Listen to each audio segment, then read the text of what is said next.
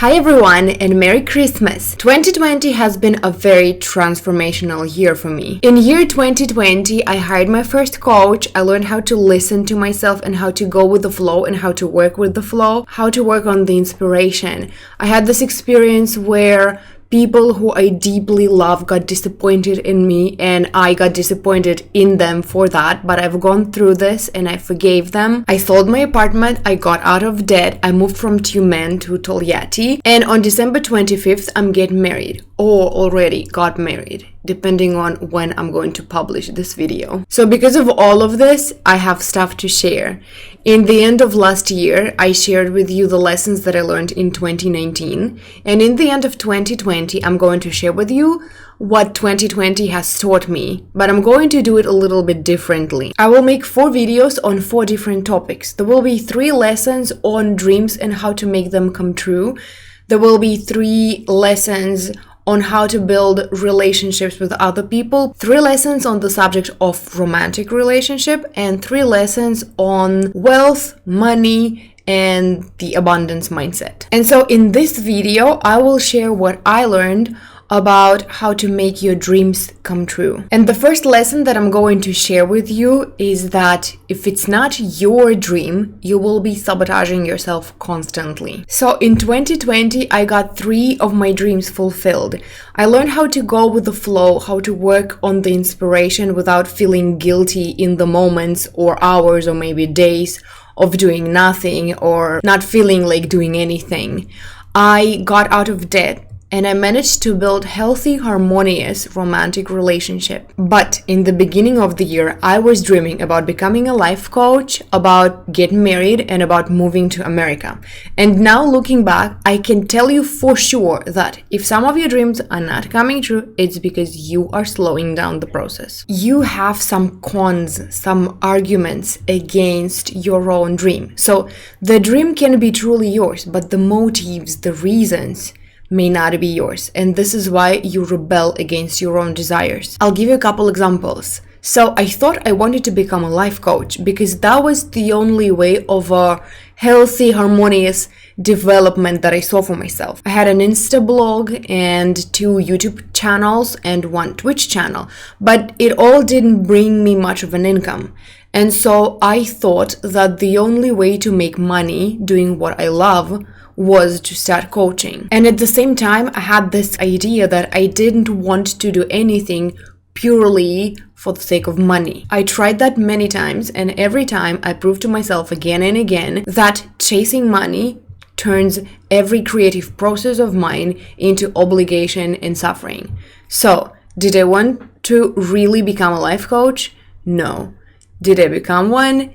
No. Or another example, I've been willing to live in an English-speaking country for a long time, and it is still my dream. It still is alive within me, and I'm not giving up on it. But I know exactly why I haven't started working on it yet. First of all, I would like to go there with money, not to just run away at any cost and then try to survive. And second of all, I'm a happy owner of 2 cats, and I'm not going to leave them here, and I'm very worried about that. Such a long trip will be very stressful for them. And I know that there are a lot of details that should be sorted out before moving or even traveling there. But there are 2 very fluffy reasons why I'm still thinking and dreaming and not doing anything. As for getting married, this year my motives, my reasons did not oppose this dream. But if we think about why I'm getting married at the age of 30, if I've been dreaming about this ever since my teenage years, we will find out that getting married, just the act of getting married, was never an attractive idea for me. I either wanted to get married because it was time and because the clock were ticking, or because all of my friends were married already and I was not, and it meant that something was wrong with me, or I dated somebody who I subconsciously, somewhere deep inside, didn't want to get married to. And this is why I was rebellious. My true dream was to build harmonious, full of love and full of trust relationship without the need to manipulate anybody. And so since I didn't know how to build such a relationship, I was not ready to settle for less. So thanks for my inner rebel, I don't think I would ever just get married for the sake of getting married. I've always been looking for harmony, love, understanding, full acceptance, and I needed to learn all this by myself. I needed to learn how to love and understand and fully accept myself before I would be able to fully understand and accept another person. And this is why it took all this time, and I don't regret anything. So, motives. What motives do you have? Why do you think you want what you want? Whose motives are those really? Oftentimes, when you start thinking about it, when you just begin to listen to yourself, you have a hard time separating your desires from somebody else's desires. You don't know how to answer these questions. You don't know how to understand what you really want and what you think you want because somebody else expects it from you. I found for myself one practice that I use daily to help me understand that. And this practice is to ask myself constantly and about everything, what do I want? But I will tell you about this later in this video. So if it's not your dream and if it's not your reasons, your motives, you will be sabotaging yourself. And the second lesson that I learned in 2020 and that I want to share with you is that you are not your fears. You are not even your thoughts. You're the one who is observing them, who is listening to them, and who is then deciding what to agree with and what to not agree with, what to accept about yourself and what to not accept. No matter what way you choose to go through, to work through, and to shift your fears, remembering this will always make it faster. We are taught to associate ourselves with our mind. This is why we sometimes judge ourselves or being upset with ourselves because of what we think, or sometimes we'll listen to our thoughts and agree with them and give up on something. Classic example, positive affirmations. When a person starts working with positive affirmations, they say to themselves, I love and approve of myself, or I'm a magnet for money, or I achieve success with ease, and their mind answers to them, that's not true, nobody loves me and I don't love myself. Or if I'm a magnet for money, then where is my money? I don't have any. Or that's not true, achieving success is very hard. And since we are used to associating ourselves with what we think, since we believe that what is going on inside our head is the real authentic us, we accept it as a truth and we agree with those negative responses of our minds and we give up, thinking that positive affirmations don't work and there's no way we can make our life better and we can never change. And in reality, our mind is just one of the instruments. And when we don't need it, we don't have to listen to it. We can just turn it off, and it's not supposed to analyze anything 24/7. Your every belief is just a thought you keep thinking and a thought you keep accepting, you keep agreeing with. And every thought can be changed. You can just choose not to agree with those fears that are going on inside your head, making you not believe in yourself. And the mirror work helps you to do exactly that, helps you to separate yourself from your thoughts. I have a separate video on the mirror work. Basically how it works is that you look into your own eyes and you start saying your positive affirmations and your grumpy mind goes crazy. It just disagrees with everything, saying, what are you even saying? That's not true. Even you yourself don't believe it's true. And you keep repeating your positive affirmations anyway. And after some time, your mind gets quiet.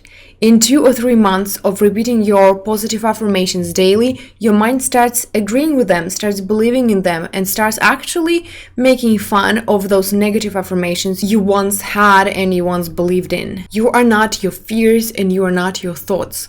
The first time I heard this from Isabel Palacios, I wrote it down on top of every page of my diary for the next couple weeks.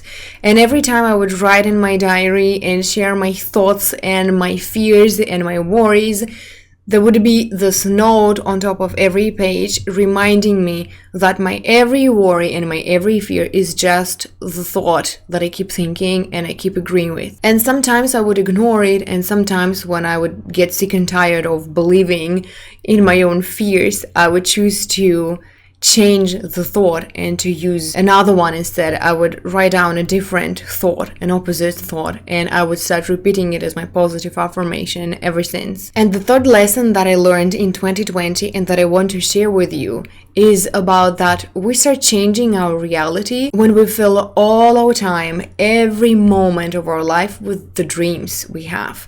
When there are more dreams than fears in our thoughts. And when we deliberately choose to give up on our fears and to start dreaming, fantasizing without looking at the reality. Do you remember this famous quote about that successful people talk about their plans and ideas, while not successful people talk about their problems and other people? Ever since I've read the Witchcraft book by Barbara Sher, I've been learning how to dream, and in 2020 I proved to myself that dreaming works. And here I'm going to give you a couple more examples from my life. In the beginning of this year I was in doubt about my relationship. It was a long distance relationship and I was worried that it's not gonna last, that I'm wasting my time, and it was really hard to be in a long distance relationship, and I didn't even know when it's gonna end being long distance.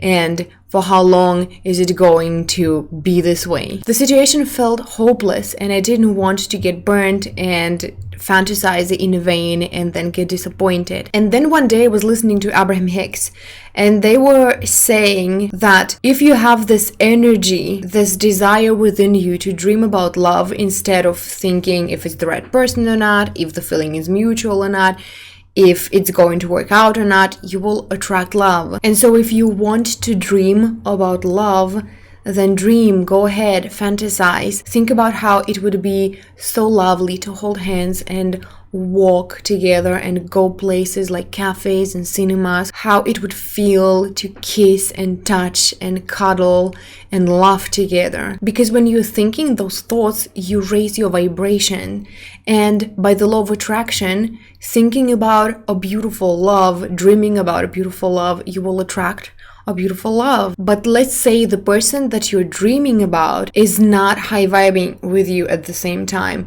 They are deep in their doubts and their negative thinking, and the law of attraction attracts to you a different person who is on the same vibration as you are. They want the same things, they understand you, they adore you, they want to fulfill your dreams because they are their dreams too. And do you think you will be upset that the universe has brought to you the person you've been dreaming about because it doesn't have the face of the person you were thinking about? Do you really think you will say, oh no, I found everything I've been dreaming about, but I cannot accept it because I'm still in love with that other person that doesn't love me back and doesn't want me and doesn't want to be with me and with whom it doesn't work out? That's highly doubtful. And so I chose to believe and to test this.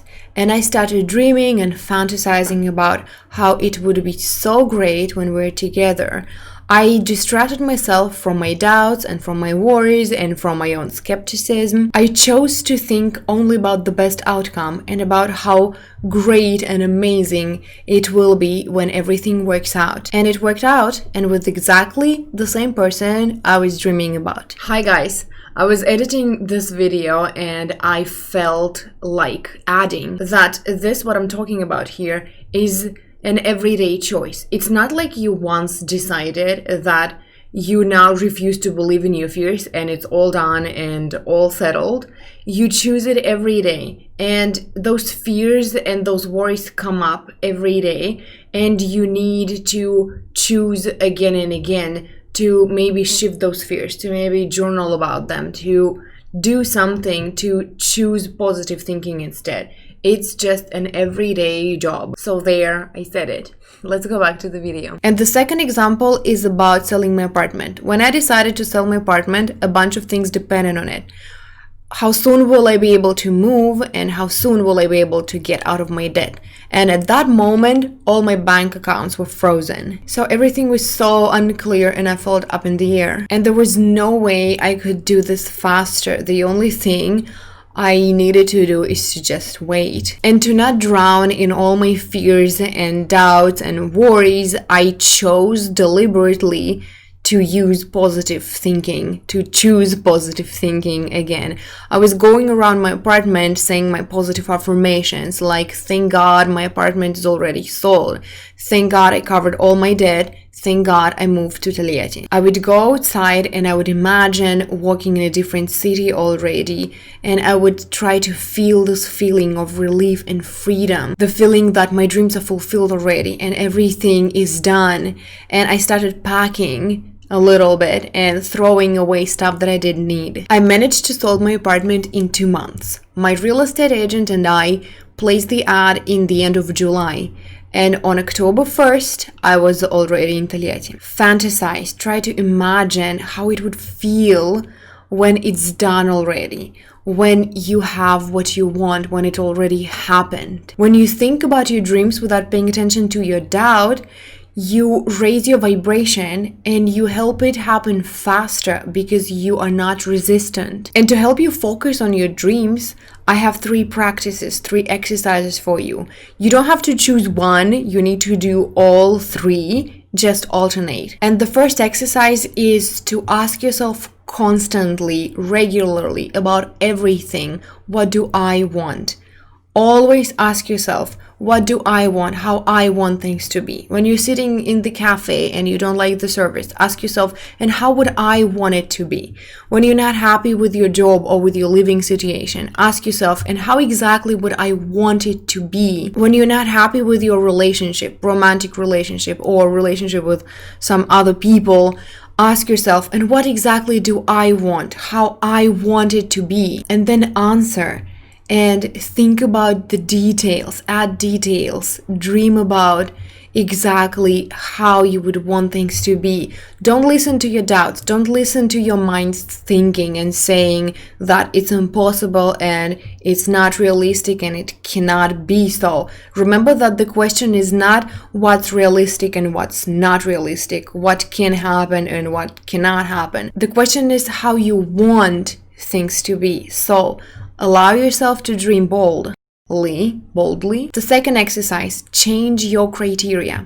Sometimes we stand on our own way when we cannot distract ourselves from our imperfect reality. Like when you repeat your positive affirmations and your mind goes, but it's not true, it's not real. So change your criteria. Let the most important thing be not if it's true or not, but what thought makes you feel better. For example, your mind says, I hate my job. But which thought feels better? I hate my job, or I love my job and I enjoy it so much. Or your mind says, but I really don't have money right now. But which is a better feeling thought? I don't have money, or money comes easily to me and I have plenty. If you want to change your reality, stop focusing on it. Teach yourself to concentrate on the thoughts that make you feel better. And the third exercise, ask yourself how much better can it get. For example, you sit at your office and everything is usual and ordinary and nothing new. Ask yourself, how much better can it get? What does my next level look like? How could it be closer to my dream, to the life of my dreams? And for example, you would answer, it would be so much better if instead of this office, I would be sitting in an office with huge windows and an ocean view. Or it would be so much better if I would be sitting in a cafe with a cup of cocoa in my hands and a laptop in front of me and it would be raining outside. When you wake up in the morning, while you're getting up and washing your face and getting ready, ask yourself how much better can it get? And think about the details. Where would you want to wake up? What would be in front of you? What the bed would feel like? Ask yourself that a few times a day, or better, a few times an hour. Dream, and keep dreaming, because when you dream, you create your new reality. That's it for today. Thank you so much for watching. Don't forget to give this video a thumbs up and to comment, because by doing this, you will help me so much. Don't forget to subscribe to my channel, and also Merry Christmas and best wishes to you. And I hope you're having a wonderful holiday season, and I will see you in my next video.